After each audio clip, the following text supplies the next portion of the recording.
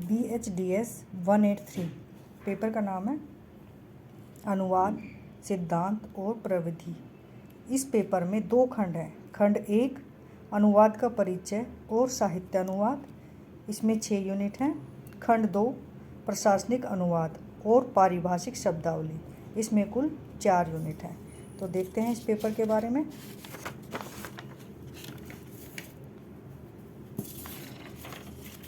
खंड 1 से जो इम्पोर्टेंट क्वेश्चन हैं उनमें से आ सकते हैं। अनुवाद का अर्थ स्पष्ट करते हुए इसके विभिन्न आयामों का परिचय दें। अनुवाद के प्रकारों का वर्णन करते हुए बताएं कि किन क्षेत्रों में इसकी आवश्यकता है। अनुवाद की प्रक्रिया, उसके साधन और पुनरीक्षण की आवश्यकता पर विस्तृत चर्चा कीजिए। अनुवाद की प्रक्रिया क्या होती है, अनुवाद कैसे किया जाता है, उसके क्या क्या साधन होते हैं। जैसे अनुवाद करने के लिए हमें किन किन चीज़ों की आवश्यकता होती है। जैसे मान लो हम अनुवाद कर रहे हैं कि वह एक कुत्ता है, तो हमें जो है कुत्ते को इंग्लिश में लिखना है, तो हम हिंदी की डिक्शनरी में देख सकते हैं कि कुत्ते के लिए इंग्लिश में क्या शब्द होता है। तो ये डिक्शनरी जैसे यहाँ पर साधन हो गई, तो शब्दकोश हो गए, कुछ विश्वकोश हो गए। आजकल तो क्या कहेंगे कि वेबसाइट्स हैं हिंदी की या इंग्लिश की, अलग से जो है वेबसाइट्स बना रखी हैं जहाँ पर प्रॉपर मीनिंग मिलते हैं, पारिभाषिक शब्द मिलते हैं, प्रशासनिक शब्द मिलते हैं। तो ये सब उसके साधनों में आ जाएंगे। और पुनरीक्षण की आवश्यकता पर विस्तृत चर्चा कीजिए। देखिए पुनरीक्षण क्या होता है। पुनरीक्षण होता है कि जो विषय या टॉपिक या जो भी पाठ है जो अनुवाद किया गया है उसकी दोबारा से, पुनः मतलब दोबारा से, रीक्षण दोबारा से परीक्षण करना, उसकी दोबारा से जांच करना, दैट इज पुनरीक्षण। तो उस पुनरीक्षण की आवश्यकता हमें क्यों पड़ती है। तो सबसे पहले इस क्वेश्चन में बताएंगे कि अनुवाद की प्रक्रिया क्या है, उसके साधन क्या हैं, यानी किन किन साधनों का प्रयोग किया जाता है अनुवाद करने में, और अनुवाद करने के बाद उसकी जांच की हमें क्या आवश्यकता है। देखो जांच की शॉर्टकट में मैं बताऊं तो जांच की आवश्यकता यही है कि इसमें यह देखा जाता है कि क्या जैसा हम अनुवाद करना चाह रहे थे क्या वैसा हो गया है। तो ये एक जो है शॉर्टकट में मैंने आपको बता दिया है इसका आंसर। बाकी अभी हम देखेंगे जो हमारा मटेरियल है उसमें आगे टिप्पणी आ सकती है। खंड 1 में से अनुवाद के एक प्रमुख प्रकार के रूप में साहित्यिक अनुवाद। साहित्यिक अनुवाद क्या बोलते हैं, अनुवाद के अनेक प्रकार होते हैं, उनमें से एक प्रकार होता है साहित्यिक अनुवाद। आप इस तरह से लिखेंगे। और साहित्यिक अनुवाद में साहित्यिक रचनाओं का, साहित्यिक रचनाएं में भी अनेक विधाएं आती, जैसे कहानी, उपन्यास, नाटक इत्यादि, जीवनी, रेखा चित्र, संस्मरण, डायरी आदि, ये अनेक विधाएं होती हैं साहित्य की। तो इनका जब अनुवाद होता है तो उनको साहित्यिक अनुवाद के नाम से जाना जाता है। यहाँ पर पूछा गया है कि अनुवाद के एक प्रमुख प्रकार के रूप में, तो आप यहाँ पर बताएंगे कि अनुवाद के अनेक प्रकार होते हैं, जैसा कि अभी हम मटेरियल में देखेंगे कि कौन कौन से प्रकार होते हैं, और उनमें से ही एक है साहित्यिक अनुवाद। फिर आप साहित्यिक अनुवाद के बारे में एक छोटी सी टिप्पणी लिख देंगे। नेक्स्ट है आपका गद्य साहित्य के अनुवाद की प्रक्रिया एवं प्रविधि। देखो आप जब अभी हम पढ़ेंगे कि गद्य साहित्य ये अनुवाद के प्रकार कौन कौन से होते हैं, तो उनमें से हम देखेंगे कि एक गद्य साहित्य का अनुवाद होता है, एक पद्य साहित्य का अनुवाद होता है। साहित्य को बच्चों अलग अलग भागों में बांटा गया है, गद्य, पद और चंपू। ठीक है, तो गद्य साहित्य वह साहित्य होता है जो पढ़ने योग्य होता है, और पद्य साहित्य में क्या होता है, लय होती है, यानी कि जो कविताएं हैं वो पद्य साहित्य में आती हैं, जो पाठ इत्यादि हैं वो गद्य साहित्य में आती हैं। तो यहाँ पर पूछा गया है गद्य साहित्य के अनुवाद की प्रक्रिया एवं प्रविधि पर प्रकाश डालिए। ठीक है, तो यहाँ पर हम सबसे पहले गद्य साहित्य का अर्थ बताते हुए और अनुवाद की प्रक्रिया देखेंगे कि अनुवाद की प्रक्रिया गद्य साहित्य में कैसे की जाती है। नेक्स्ट है पद्य के अनुवाद की। देखो ये आ गया ना गद्य और पद। ठीक है, पद्य क्या होती है, पद्य रचना क्या होती है, जो गाने योग्य होती है, जिसमें लय होती है, ठीक है, जिसमें छंद होते हैं, अलंकार होते हैं, जिसमें सौंदर्य होता है, वह होती है पद्य रचना। तो यहाँ पर पूछा गया है पद्य के अनुवाद की प्रक्रिया, यानी पद्य का जो अनुवाद है वह कैसे किया जाता है। यहाँ पर हम दोनों का तुलनात्मक अध्ययन भी कर सकते हैं एवं इसमें आने वाली कठिनाइयाँ देखें, क्योंकि पद्य में कविता होती है। ठीक है, और कविता में हमें क्या ध्यान रखना पड़ता है कि उसमें लय बन पा रही है या नहीं, ठीक है, उसमें सौंदर्य आ रहा है या नहीं। तो जब उसका अनुवाद किया जाता है, माना अंग्रेजी की किसी कविता का हिंदी में अनुवाद किया जाए, तो अंग्रेजी में जिस लय में वह गाई जाएगी उसका हमें अनुवादक को ध्यान रखना पड़ेगा। तो मेन जो है सबसे बड़ी कठिनाई आती है आगे और हम देखेंगे कि मटेरियल में कि क्या क्या कठिनाइयों का सामना करना पड़ता है। ठीक है, तो ये कुछ क्वेश्चन थे आपके जो खंड 1 में से आ सकते हैं। नेक्स्ट हम देखेंगे, ये मैंने एक छोटा सा परिचय बनाया है। खंड 1 में से कोई भी प्रश्न आता है तो उसका आरंभ कैसे करेंगे। परिचय दिया हुआ है, जो अनुवाद है वो मानव जीवन के प्रारंभ से चली आ रही गतिविधि है। ठीक है, समाज में हम अनुवाद के बिना नहीं रह सकते। एक बच्चा जब भाषा बोलता है तो भी जो है उसके माँ बाप या अन्य जो संबंधी हैं उसको समझने के लिए अनुवाद की प्रक्रिया जाने अनजाने अपनाते हैं। तो ये कुछ मैंने जो है परिचय दिया हुआ है अनुवाद का, इसको आप पढ़ सकते हैं। और पेपर में स्टार्ट कैसे करना है खंड 1 से आए किसी भी प्रश्न के लिए तो आप ऐसे कर सकते हैं। ठीक है, देखिए नेक्स्ट देखते हैं फटाफट।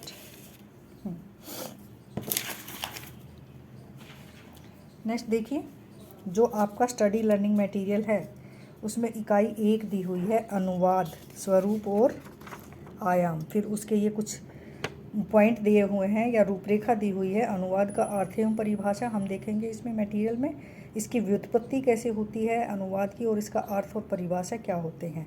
नेक्स्ट है 1.3 अनुवाद का स्वरूप। स्वरूप में हम देखेंगे कि व्यापक अर्थ इसका क्या है या व्यापक संदर्भ में अनुवाद का क्या मतलब होता है और सीमित में क्या होता है। नेक्स्ट है बहुत इम्पोर्टेंट कि अनुवाद का महत्व क्या होता है और अनुवाद कार्य की चुनौतियाँ। अनुवाद कार्य की चुनौतियाँ को हम दूसरी भाषा में कह सकते हैं कि एक अनुवादक को किन किन कठिनाइयों का सामना अनुवाद करते वक्त करना पड़ता है। ठीक है, आगे ये दिया हुआ है जो आपका मटेरियल है। अब आइए अब हम देखते हैं इकाई 1। अब ये आपके सामने है इकाई 1 अनुवाद, स्वरूप और आयाम। इसमें सबसे पहले दिया हुआ है अनुवाद का अर्थ। देखिए अनुवाद का अर्थ क्या है, एक भाषा के भाव को या एक भाषा के पाठ को, एक भाषा के विषय को दूसरी भाषा में ले जाना ही अनुवाद है। कहे हुए को या फिर से कहना, ठीक है, कही हुई बात को फिर से कहना, दोहराना, उसका जो है पुनः कथन कहना यानी कि दोबारा से कथन को कहना, ये सब अनुवाद के अंतर्गत आते हैं। आगे दिया हुआ स्पष्ट है कि अनुवाद शब्द का प्रयोग किसी ज्ञात बात को, देखिए ज्ञात यानी कि जो बात हमें पहले से ही पता है, ज्ञात बात को कहने के संदर्भ में किया जाता है। दो भाषाओं के बीच के सेतु का काम करता है अनुवाद, यानी एक भाषा में जो विषय होता है दूसरी भाषा में उसको किस तरह से ट्रांसलेट किया जाए या दूसरी भाषा में किस तरह से समझाया जाए, यह अनुवाद के माध्यम से होता है। आगे अनुवाद की परिभाषा दी हुई है, तो ये आप परिभाषा दे सकते हैं। इसको जो है 2 दृष्टियों में बांटकर देखा जाता है अनुवाद की परिभाषा को। आधुनिक चिंतन की दृष्टि से, आधुनिक चिंतन की दृष्टि से जो अनुवाद है भाषिक व्यवहार है, केवल भाषिक व्यवहार की दृष्टि से, आधुनिक चिंतन की दृष्टि से देखा जाता है। दूसरा जो चिंतन है वो है उत्तर आधुनिक चिंतन की दृष्टि से जो अनुवाद है वह एक सांस्कृतिक व्यवहार है, यानी संस्कृतियों के बीच व्यवहार की प्रक्रिया है जिसके अंतर्गत अनुवाद क्यों किया जाता है और इसके पीछे क्या कारण हैं आदि की खोज की जाती है। तो ये 2 दृष्टिकोणों के अनुसार परिभाषा दी हुई है। आगे देखिए, ये है न्यूमार्क पीटर के अनुसार। न्यूमार्क पीटर ने ए टेक्स्ट बुक ऑफ ट्रांसलेशन लिखी थी और उसमें जो है अनुवाद की परिभाषा दी थी। तो देखते हैं क्या परिभाषा दी थी उन्होंने। अनुवाद जो है उन्होंने एक शिल्प बताया है जिसमें एक भाषा में व्यक्त संदेश के स्थान पर दूसरी भाषा में उसी संदेश को प्रस्तुत करने का प्रयास किया जाता है। ये देख सकते हैं आप। अनुवाद एक ऐसा शिल्प है जिसमें एक भाषा में व्यक्त संदेश के स्थान पर दूसरी भाषा में उसी संदेश को प्रस्तुत करने का प्रयास किया जाता है। ठीक है, नेक्स्ट है भोलानाथ तिवारी जी के अनुसार अनुवाद की परिभाषा। ठीक है, भोलानाथ तिवारी क्या कहते हैं कि जो भाषा है वो ध्वन्यात्मक प्रतीक है, यानी कि भाषा में क्या है, ध्वनि प्रतीक होते हैं और इन्हीं प्रतीकों का प्रतिस्थापन अथवा एक भाषा के प्रतीकों के स्थान पर दूसरी भाषा के निकटतम, समतुल्य और सहज प्रतीकों का प्रयोग आप कह सकते हैं सिंपल भाषा में। एक भाषा के प्रतीकों के स्थान पर दूसरी भाषा के प्रतीकों को रखना या प्रयोग करना ही अनुवाद है। अनुवाद का स्वरूप है आगे, व्यापक संदर्भ में स्वरूप क्या है और सीमित संदर्भ में अनुवाद का स्वरूप क्या है, आप इसे पढ़ सकते हैं। आगे दिया हुआ है फिर व्यापक संदर्भ में अनुवाद का स्वरूप है, उसको 3 भागों में बांटा जा सकता है।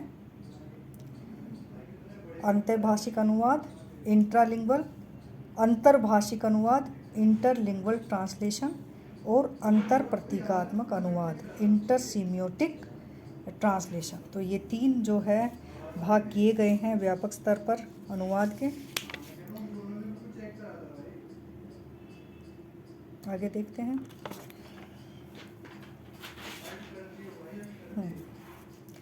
आगे है अंतर्भाषिक अनुवाद। अंतर्भाषिक अनुवाद क्या होता है इसके बारे में बताया गया है। एक भाषा की प्रतीक व्यवस्था में व्यक्त पाठ या विषय सामग्री को उसी भाषा की एक अन्य प्रतीक व्यवस्था में रखना अंतर्भाषिक अनुवाद होता है। देखो मोटे रूप में हम कहें, जब एक ही भाषा की कठिन शब्दावली को बिल्कुल सरल भाषा में व्यक्त किया जाता है तो उसको अंतर्भाषिक अनुवाद कहते हैं। इसमें एक ही भाषा में अनुवाद की प्रक्रिया चलती है। जैसे कठिन संस्कृत है उसको सरल संस्कृत में लिखना, या कठिन हिंदी है और उसको जो है सरल हिंदी में व्यक्त करना। तो ये जो है अंतर्भाषिक अनुवाद के उदाहरण हैं। ठीक है, जैसे अंग्रेजी भाषा के किसी ज्ञान को। आगे है हमारा अंतर्भाषिक अनुवाद। अंतर्भाषिक अनुवाद में क्या था, एक ही भाषा थी, एक ही भाषा के बीच अनुवाद हो रहा था। ठीक है, ये ध्यान रखना है कि यहाँ पर एक ही भाषा है, एक ही भाषा की प्रतीक व्यवस्था प्रयोग हो रही है। नेक्स्ट है आपका अंतर्भाषिक अनुवाद। इसमें 2 भाषाओं का होना जरूरी है। एक भाषा के प्रतीकों में व्यक्त पाठ को दूसरी भाषा के प्रतीकों में अंतरण करना यानी ट्रांसलेशन करना, ये है अंतरण। देखिए ये है प्रतीकों में अंतरण। अंतरण को अंतर्भाषिक अनुवाद कहा जाता है। इसे भाषांतर भी कहा जाता है। आगे इसका एग्जाम्पल दिया हुआ है, जैसे अंग्रेजी से हिंदी में ट्रांसलेशन जो है वो अंतर्भाषिक अनुवाद का उदाहरण है। इसमें 2 भाषाओं का होना या 2 भाषाओं का ज्ञान होना जरूरी है। नेक्स्ट है आपका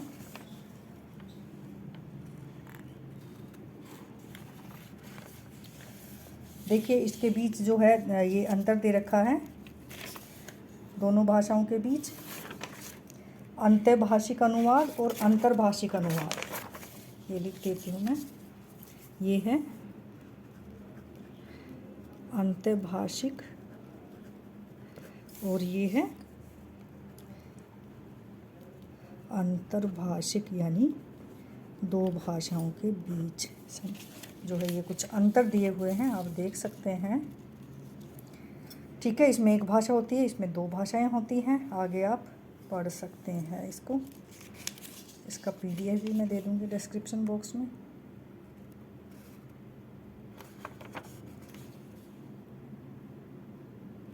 ठीक है, आगे चलते हैं।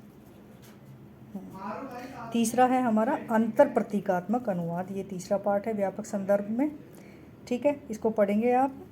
अंतर्भाषिक में क्या होता है, किसी भी भाषा के पाठ, विषय, टॉपिक का अनुवाद किसी अन्य भाषा में न होकर भाषेतर यानी भाषा से अलग जो इकाई है, जैसे मान लो कोई प्रसिद्ध नॉवल है, चेतन भगत का 2 स्टेट है।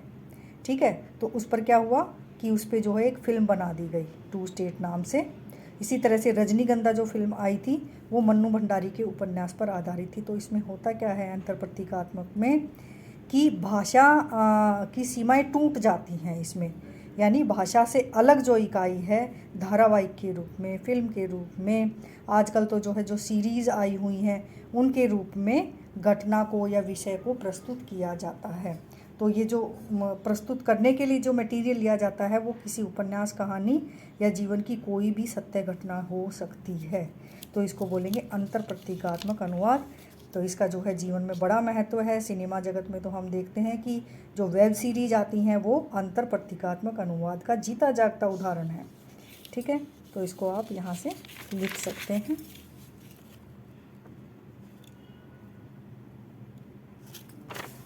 नेक्स्ट है हमारा 1.3.2।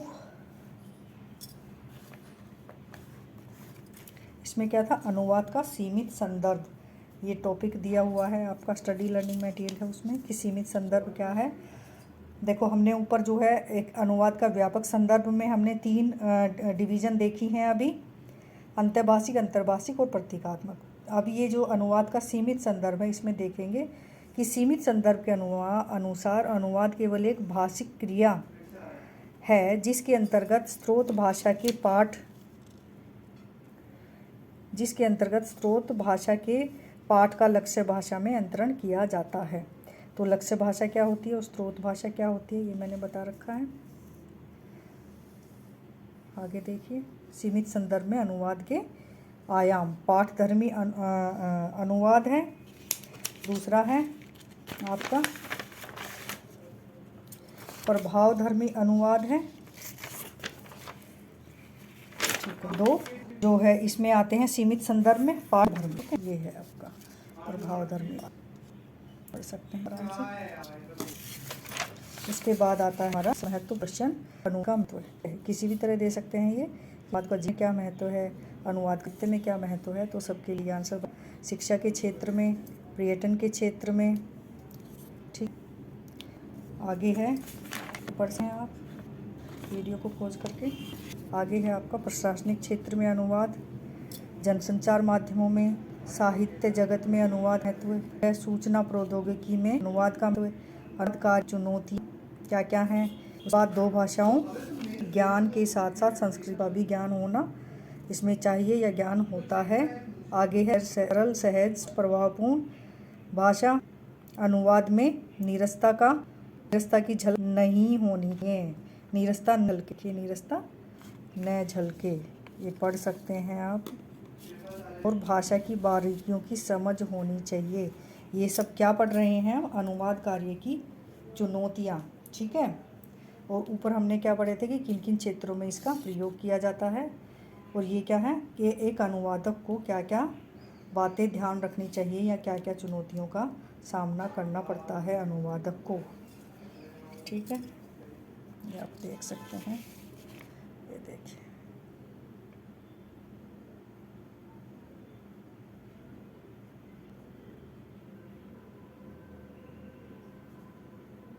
देखते हैं तो इसके पीछे है पूरा।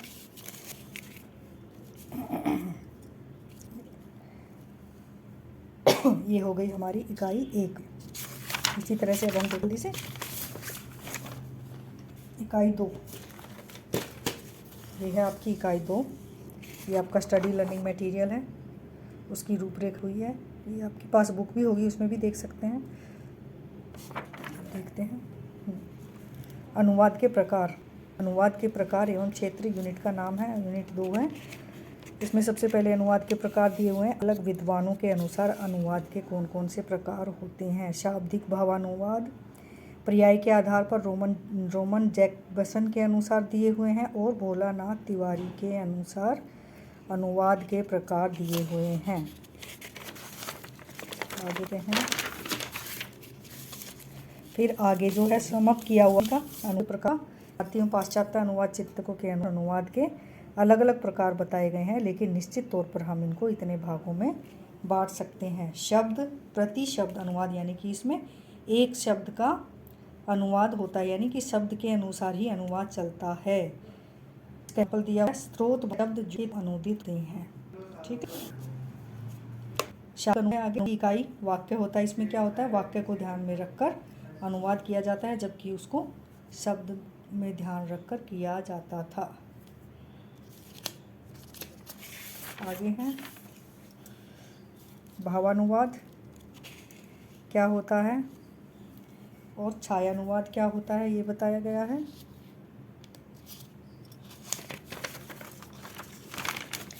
नेक्स्ट है आपका रूपांतरण, अनुसृजन तथा पुनःसृजन क्या होते हैं, ये बताया गया है।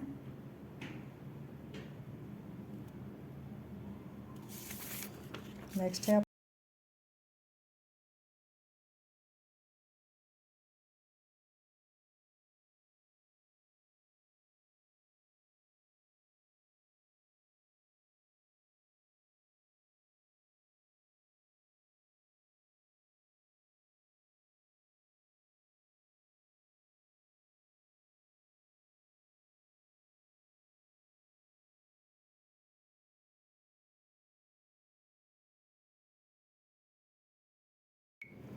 अनुवाद के प्रकारों में नेक्स्ट है हमारा रूपांतरण। देखिए रूपांतरण में क्या होता है कि किसी एक भाषा का जो विषय होता है, मान लो कहानी है, उपन्यास है या नाटक है, तो उस पर जो है किसी भाषा में अनुवाद ना करके उस पर कोई फिल्म बना देना, तो उसको रूपांतरण बोलेंगे। तो नेक्स्ट है हमारा अनुसृजन अथवा पुनःसृजन। पुनःसृजन का अर्थ है दोबारा से सृजन करना, दोबारा से बनाना। रामचरितमानस तुलसीदास जी ने लिखी, तो रामचरितमानस जब तुलसीदास ने लिखी तो उसका आधार बनाया वाल्मीकि रामायण को, यानी वाल्मीकि ने जो रामायण लिखी थी। लेकिन क्या हुआ कि वो रचना करते करते वो ऐसी रचना बन गई, इतनी बड़ी रचना और इतनी सुंदर रचना उभर कर आई, तो उस रूप को क्या बोलेंगे कि पुनःसृजन। यानी रचना करते करते समय अनुवादक इतना खो जाता है कि वो अपनी रचना बना डालता है, ठीक है, उसमें उसके अपने विचार, अपनी शैली उसमें जो है संग्रहित हो जाती है, और इसको ही पुनःसृजन बोला जाता है। नेक्स्ट है हमारा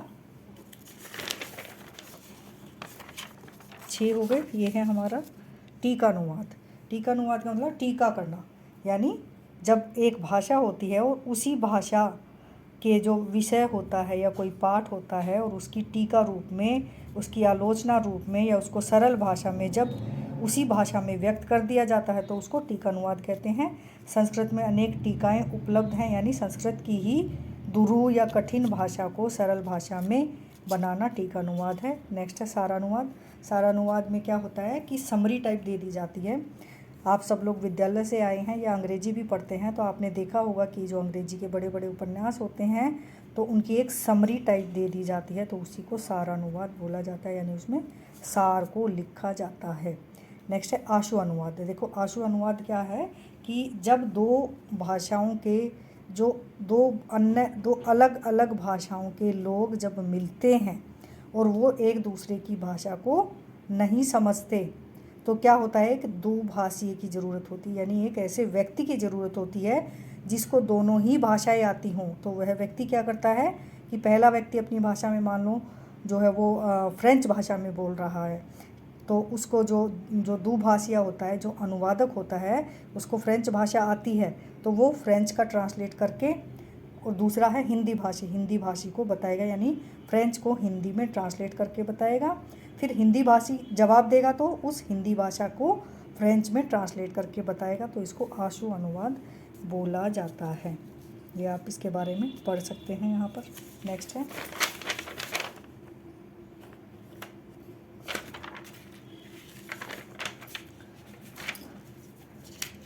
नेक्स्ट है हमारा ये देखिए, नेक्स्ट है हमारा पुनः अनुवाद। पुनः अनुवाद का मतलब होता है दोबारा से अनुवाद करना, यानी जो पहले से ही अनुवादित कोई वस्तु की गई है या कोई पाठ किया गया है, यह देखना कि क्या अनुवाद सही बन पड़ा है, तो उसका दोबारा से किसी तीसरे व्यक्ति से अनुवाद करा देना, वो होता है पुनः अनुवाद। यानी पुनः अनुवाद के पीछे लक्ष्य क्या होता है कि यह देखना कि क्या अनुवाद ठीक ढंग से किया गया है। हो सकता है कि जो पहला अनुवादक है उसने अपनी तरफ से ठीक अनुवाद किया हो, अच्छा किया हो, लेकिन अगर ऑल ओवर देखा जाए, जब उस रचना को समाज के बीच में, पाठकों के बीच में लाया जाएगा, तो उसमें क्या खामियां निकल सकती हैं, उस दृष्टि से अनुवाद को देखना और उसमें जो है सुधार करना, उसको पुनः अनुवाद बोलेंगे। ठीक है। नेक्स्ट है हमारा लिप्यंकन, यानी लिपि का अंकन। देखो हमारी जो लिपि है, अनेक भाषाएं बोली जाती हैं और अलग अलग भाषाओं की अलग अलग लिपियां होती हैं। जैसे अभी हम 2 भाषाओं का एग्जाम्पल लें, हिंदी की लिपि कौन सी है, देवनागरी लिपि, अंग्रेजी की लिपि कौन सी है, रोमन लिपि। तो लिप्यंकन क्या होता है, बोली गई ध्वनियों को लिपिबद्ध किया जाता है, किसमें, लिप्यंकन में। कैसे, जैसे रिकॉर्डेड भाषण है, जैसे मान लो प्रधानमंत्री जी का भाषण है, या हमारे जो पूर्व प्रधानमंत्री रह चुके हैं, जैसे लाल बहादुर शास्त्री हैं, इंदिरा गांधी हैं, तो उनके जो रिकॉर्डेड भाषण है उनको जो है लिपि में लिखना। ठीक है, जैसे मान लो हिंदी में लिख दिया या अन्य अंग्रेजी भाषा में लिख दिया, तो उसको लिपि में लिखना ही लिप्यंकन कहलाता है। तो ये भी एक रूप है। नेक्स्ट है हमारा 11 पॉइंट हो गए हैं। 12वां प्रकार है हमारा लिप्यंतरण। लिप्यंतरण में क्या होता है, कि एक जो लिपि होती है यानी जो स्रोत भाषा होती है जिसको रखकर अनुवाद किया जाता है वह स्रोत भाषा होती है, उसकी वर्तनी में प्रयुक्त लिपि चिन्हों के स्थान पर लक्ष्य भाषा में यानी जिसमें अनुवाद किया जाना है जिस भाषा में, मान लो स्रोत भाषा है हिंदी और लक्ष्य भाषा है अंग्रेजी, लक्ष्य भाषा में प्राप्त लिपि चिन्हों का प्रयोग, इसके लिए बहुत सारे हमें व्याकरण के नियमों का ध्यान रखना पड़ता है लिपियंत्रण में। नेक्स्ट है हमारा अगला टॉपिक है हमारा विविध क्षेत्रों में अनुवाद की क्या उपयोगिता है, या अनुवाद किन किन क्षेत्रों में प्रयोग किया जाता है, या अनुवाद का अलग अलग महत्व क्या है अलग अलग क्षेत्रों में। ये आगे देख सकते हैं आप। समाज, राष्ट्र, संस्कृति के विकास में अनुवाद की उपयोगिता है। समाज में संवाद के माध्यम के रूप में यानी संवाद, सामाजिक प्राणी है, जब दो व्यक्तियों के बीच जो है संवाद होता है तो वहाँ पर अनुवाद की प्रक्रिया चलती है। विधि के क्षेत्र में कोर्ट की जो भाषा होती है वह अनुवाद के आधारित होती है। संवाद बनाने हेतु अनुवाद आवश्यक है। शिक्षा के क्षेत्र में, मीडिया में, ये आदि बहुत सारे आपको दिए हुए हैं अनुवाद के उपयोग। नेक्स्ट देखते हैं हम।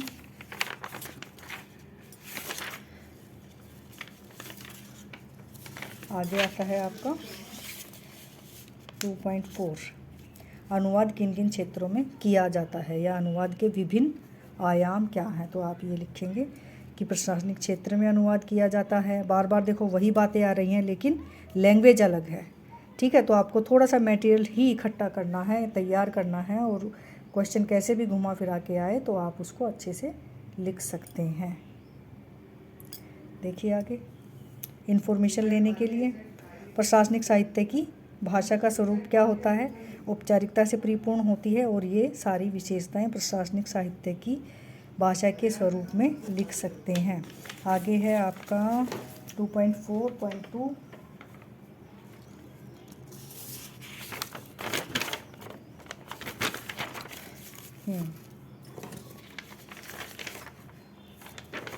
आगे दिया हुआ है बैंक में हिंदी या बैंकों में अनुवाद की क्या भूमिका हो सकती है। मान लो अलग से भी क्वेश्चन आता है तो उसका भी आंसर यही होगा कि बैंकिंग और अनुवाद आपस में किस तरह एक दूसरे से संबंधित हैं।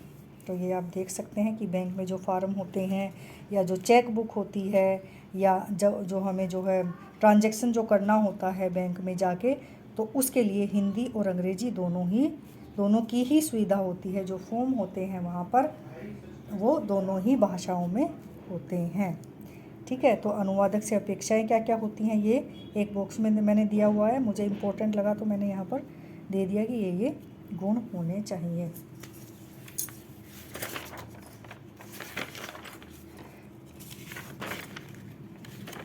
नेक्स्ट है आपका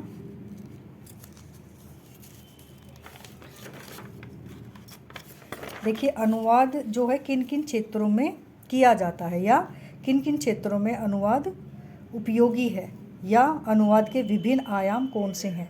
इस क्वेश्चन को आप कैसे करोगे। नंबर 1, प्रशासनिक साहित्य उपलब्ध कराने में या प्रशासन के क्षेत्र में अनुवाद का कार्य किया जाता है, नंबर 1, ठीक है।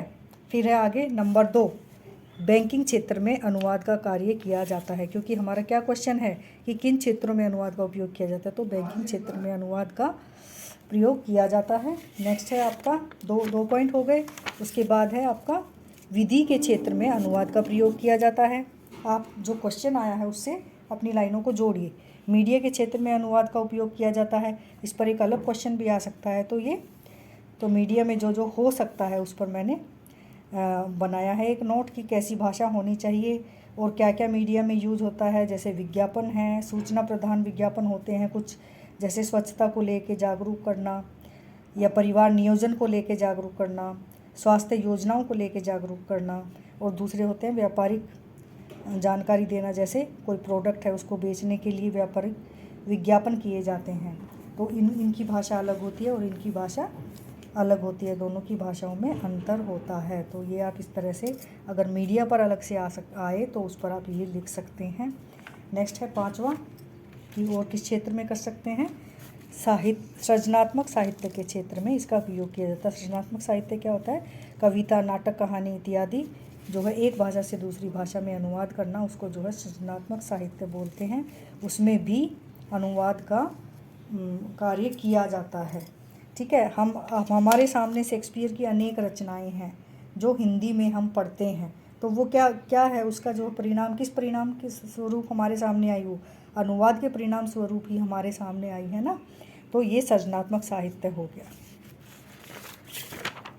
नेक्स्ट है आपका छठा, कौन से क्षेत्र में होता है? तुलनात्मक साहित्य के क्षेत्र में अनुवाद होता है जब दो राइटर्स की हमें तुलना करनी होती है।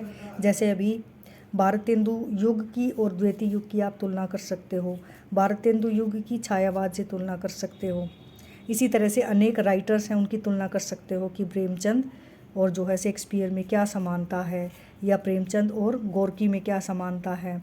कोई भी राइटर आप ले सकते हैं, निराला जी में और पंत में क्या समानता है या क्या अंतर है, तो ये इसको तुलनात्मक साहित्य में अनुवाद बोलेंगे।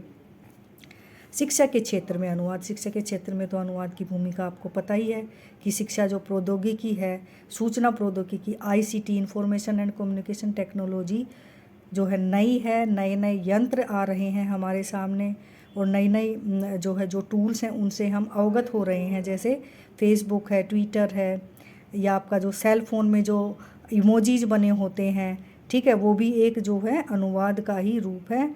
शिक्षा के क्षेत्र की बात करें तो जो खोज एक देश में होती हैं वह दूसरे देश तक कैसे पहुँचे, उसकी शिक्षा जो है दूसरे देश के व्यक्ति कैसे लें, उसके लिए भी जो है अनुवाद महत्वपूर्ण होता है। नेक्स्ट है पर्यटन के क्षेत्र में अनुवाद की भूमिका। आपने देखा होगा कि जब हम घूमने जाते हैं कोई मंदिर या कोई ऐसा मोन्यूमेंट्स, तो वहाँ पर जगह जगह पत्थर के वो चिपके होते हैं और उन पर जानकारी लिखी होती है कि निर्माण इस समय में इन्होंने करवाया और उसकी याद में करवाया। तो ये जो है पर्यटन के क्षेत्र में अनुवाद है। कभी आप अक्षरधाम गए हो तो आपने देखा होगा वहाँ पर भी पत्थर के वो चिपके हुए हैं जिसमें कि जानकारी दी हुई है। नेक्स्ट है आपका विश्व को भाईचारे की भावना में बांधने के लिए अनुवाद होना आवश्यक है। एक देश के विचार दूसरे देश में जाएं तो उसके लिए आवश्यक है कि अनुवाद होना चाहिए। ठीक है, जैसे हमारे देश में जो स्वतंत्रता आंदोलन हुए वो उनका जो असर है, या कहें कि उनका असर दूसरे देशों पर भी पड़ा, या हमारे देश पर जो फ्रांसीसी क्रांति हुई थी उसका असर पड़ा, तो ये जो है अनुवाद के माध्यम से ही पॉसिबल हो सका। तो इसलिए ये हो गई हमारी यूनिट नंबर 2। अब हम यूनिट नंबर 3 के नोट्स देख लेते हैं फटाफट से। ये है आपकी यूनिट 3, आपका स्टडी लर्निंग मटेरियल दिया हुआ है, ये आप अपनी बुक में भी देख सकते हैं।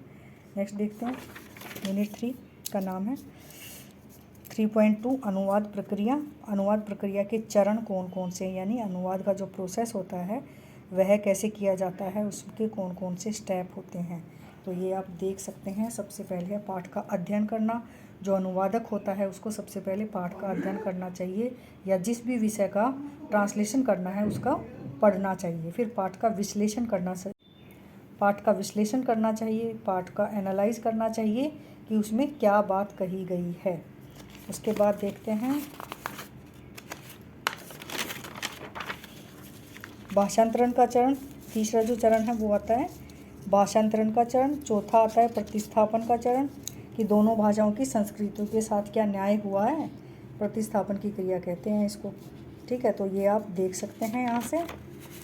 ये हो गए हमारे भाषांतरण का चरण। चौथा चरण हो गया प्रतिस्थापन का। पांचवा चरण तुलनात्मक विश्लेषण का चरण हो गया। ये हमारे, तो इस तरह से ये हमारे 5 चरण हो गए हैं। फिर है अनुवाद के विविध साधन, जिसका जिक्र हम पहले कर चुके हैं, रिटन में आप यहाँ से देख सकते हैं। ये देखिए अलग अलग ये साधन दिए हुए हैं। फिर है अनुवाद का पुनरीक्षण। पुनरीक्षण क्या होता है, मैंने स्टार्टिंग में बताया था, दोबारा से परीक्षण करना, उसको ही पुनरीक्षण कहा जाता है। क्यों किया जाता है यहाँ पर दिया हुआ है, और इसकी विशेषताएं क्या क्या होना चाहिए पुनरीक्षक की, ये दी हुई है। तो इस तरह से ये आपकी हो गई तीसरी यूनिट। अब हम करेंगे यूनिट 4 साहित्यानुवाद एक परिचय। देखते हैं इसमें सबसे पहले साहित्य का अर्थ, परिभाषा और स्वरूप दिया हुआ है। अंग्रेजी में साहित्य को अंग्रेजी में लिटरेचर और संस्कृत में वाडम्य कहा जाता है। साहित्य का अर्थ दिया हुआ है। साहित्य शब्द का अर्थ और उसको जो है जोड़ा गया है साहित्य के अभिप्राय से। फिर आगे जो है महावीर प्रसाद द्विवेदी के अनुसार साहित्य की परिभाषा और प्रेमचंद के अनुसार दी हुई है। उसके बाद साहित्य के स्वरूप के अंतर्गत ये साहित्य का स्वरूप है कि इसमें जो है मानव संस्कृति का मूर्त रूप होता है, अर्थात जो संस्कृति में होता है, जो मानव समाज में होता है, वह उसका जो है वही रूप जो समाज में हमें घटित होता है, उसको हम जो है साहित्य में पढ़ सकते हैं, उन्हीं घटनाओं को। इसीलिए हमें साहित्य को पढ़ के किसी कहानी, उपन्यास, नाटक या किसी भी विषय के बारे में जब हम पढ़ते हैं तो यह लगता है कि हाँ, ये तो हमारे आसपास की ही घटना है। मानव के अनुभवों और ज्ञान का संरक्षण होता है इसमें, तो ये इसके स्वरूप में आ जाएगा। स्वांत सुखाय है, यानी कि स्वयं को तो सुख प्राप्त करता ही है और बहुजन हिताय भी होता है। ठीक है, सारे लोगों का हित इसमें साहित्य में समाहित होता है, ये स्वरूप में आ जाएगा। नेक्स्ट है आपका 4.3 साहित्य एवं काव्य। इसमें क्या लिखेंगे हम? समानता असमानता का संदर्भ, यानी कि साहित्य और जो काव्य है उसमें समानता असमानता का क्या संदर्भ है। यहाँ पर काव्य दिया हुआ है कि काव्य किसको कहते हैं। पहले देखो बच्चों, जो काव्य की बात आती है तो काव्य जो है पदबद्ध रचना को कहते थे। पहले जो है सभी रचनाओं के लिए काव्य का ही प्रयोग किया जाता था, काव्य शब्द का ही, क्योंकि जो पहले रचनाएं लिखी जाती थी वो गेय शैली में लिखी जाती थी, गाने योग्य होता था। अगर हम वेद, उपनिषद आदि अनेक रचनाओं को उठा के देखें तो उनमें जो दिए हुए हैं, जो पद्यानुवाद दिए हुए हैं, उनको गाया जा सकता है। उनमें छंद होता था, लय होती थी। फिर हमने आज के संदर्भ में बताया गया है कि आज जो है वो ये काव्य का जो कॉन्सेप्ट है, काव्य का जो विचार है वो चेंज हो गया है और सबके लिए ही साहित्य शब्द का प्रयोग होने लगा है, चाहे वह पद्यबद्ध रचना हो या नाटक, कहानी आदि गद्यबद्ध रचना हो, यानी चाहे वह पढ़ने योग्य हो या जो है गाने योग्य हो, दोनों के लिए ही साहित्य शब्द का प्रयोग किया जाता है। इसमें दिया हुआ है, आप देख सकते हैं इसको पॉज करके। नेक्स्ट है हमारा साहित्य के भेद। साहित्य के भेद होते हैं, शक्ति का साहित्य होता है यानी सृजनात्मक साहित्य होता है, और ज्ञान का साहित्य यानी ज्ञान प्राप्त करने के लिए। तो जो सृजनात्मक साहित्य होता है उसके अंतर्गत जो है कहानी, उपन्यास, नाटक आदि आते हैं, जबकि जो ज्ञान का साहित्य होता है तो उसके अंतर्गत कोई विषय आधारित जो है वस्तु आ जाती है, जैसे सामाजिक विज्ञान का कोई कॉन्सेप्ट हो गया, या रसायन विज्ञान का हो गया, या जो कहें कि भौतिकी का कोई कॉन्सेप्ट है, या हम कहें कि ज्योग्राफी के अंतर्गत हमें जो है मैदानी क्षेत्र की विशेषताएं बतानी हैं, तो वो हो गया ज्ञान का साहित्य। ठीक है, तो ये इसका व्यापक अर्थ में जो है ये ज्ञान का साहित्य है, और संकुचित अर्थ में ये सृजनात्मक साहित्य है। फिर है साहित्य की विधाएं, अलग अलग विधाएं दे रखी। देखिए इस ग्राफ को समझिए बेटा, इस ग्राफ को समझते हैं। साहित्य की विधाएं या भेद, मैंने जैसे कहा था कि काव्य ही बोला जाता था। काव्य के दो भेद किए हैं, दृश्य काव्य और श्रव्य काव्य। दृश्य काव्य यानी जिसको देख सकते हैं, जिसका मंचन किया जा सकता है। आपको पता होगा पहले नाटकों का मंचन किया जाता था, मंच पर उनको प्रस्तुतिकरण किया जाता था। भारतेंदु हरिश्चंद्र के बारे में एक प्रसिद्ध घटना है कि उन्होंने एक नाटक में स्त्री का रोल निभाया था भारतेंदु जी ने, और उसके लिए अपनी मूछें तक कटवा दी थी। फिर है एकांकी, एक अंक का नाटक होता है। फिर आ गया आपका श्रव्य। श्रव्य के अंतर्गत गद्य, पद और चंपू, ये तीन। अब गद्य, पद और चंपू के अंतर्गत ये इसके सब डिवीजन कर रखे हैं। देखिए गद्य के अंतर्गत कथा साहित्य, कथेतर साहित्य। कथा साहित्य के अंतर्गत उपन्यास, कहानी आते हैं, अर्थात इनमें कथाएं होती हैं। कथेतर में जिनमें कथाएं नहीं होती, ये उनके एग्जाम्पल हैं। आगे देखते हैं साहित्य अनुवाद 4.6। साहित्य अनुवाद का यहाँ पर अर्थ और प्रकार दे रखा है। गद्यानुवाद होता है और पद्यानुवाद होता है, इसके बारे में हम बात कर चुके हैं, आप यहाँ पर पढ़ सकते हैं। नेक्स्ट है ज्ञानात्मक और सृजनात्मक साहित्य अनुवाद। ये काफ़ी इम्पोर्टेंट है, इन दोनों में समानता और अंतर बताया गया है। यहाँ पर देखिए कि क्या होता है ये है, और इनमें समानता क्या होती है। साधन के स्तर पर, संरचनात्मक ढांचे के स्तर पर, अभिव्यक्ति की सहजता के स्तर पर, और फिर उसके बाद ये 5 देके उसके बाद असमानताएं या अंतर दे रखा है ज्ञानात्मक और सृजनात्मक साहित्य में। ये देखिए 13 पॉइंट है, दोनों में अंतर क्या है पढ़ सकते हैं आप। आगे है लास्ट, साहित्यिक अनुवाद का क्या महत्व है या वर्तमान युग में अनुवाद की क्या भूमिका है। ये महत्व दे रखा है सभी क्षेत्रों में, सारा मिक्सअप है ये, आप आराम से लिख सकते हैं। तो ये थी हमारी 4 यूनिट।